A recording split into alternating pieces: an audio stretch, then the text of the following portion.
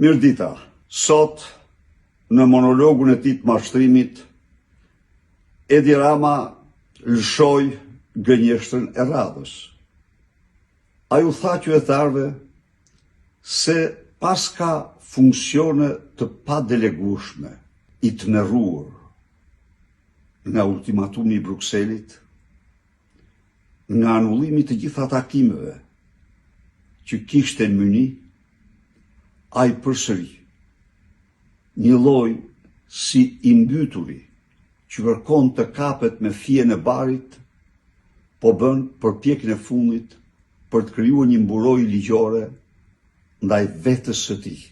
Të dashur miq, cili do që ndigjoj Edi Ramën të flasë për funksionet pa delegueshme, për të kuptuar se ai gënjej jo një herë, por gënjeu 100 herë vetëm për funksionin e kryeministrit.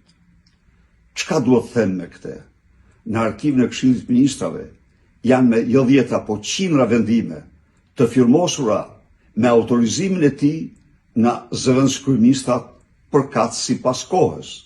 Por përveç kësaj, ky është një përcaktim ligjor, i cili e lejon kryeministrin të autorizojë zëvendësin e tij për të firmosur në vend të tij. Së dyti, vetë kushtetuta ka parashikuar zëvendësimin, delegimin, në rast se presidenti i Republikës fluturon, shkon jashtë vendi, zëvendësi i tij është kryetari i parlamentit me kushtetutë, në rast se ministri nuk është, me autorizim të tij zëvendësohet nga zëvendës ministri, i cili firmos për ministrin. Pra, çfarë do shohim në nesër? Do shohim një akt që se kemi parë kurrë ndonjëherë dhe se kemi ndëgjuar ndonjëherë. Deputeti Edi Rama paraqet në parlament mandamentin për të mbrojtur nga pezullimi, nga gjykas apo prokuror kur e kapin në krim kryeministrin Edi Rama. Kërkon pra të krijojë një mburojë ligjore. Me këtë rast, i tmerruar dhe nga protesta, ai përdori fjalët fyese, poshtruese për njerëzit e idealeve më të larta, për misionarët e vërtet.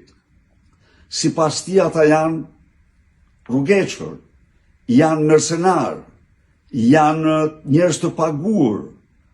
Unë i them Edi Ramës se ata janë misionarët e shpëtimit të Shqipërisë dhe se 20 shkurti është dita në të cilën idealet më fisnike të shqiptarëve, misionarët e këtij vendi, do të mbushin rrugë dhe sheshet e Tiranës për të shpëtuar Shqipërinë nga regjimi i drogës, krimit dhe vjedhjes shqiptarëve, për të shpëtuar Shqipërinë nga narkodiktatori Edi Rama.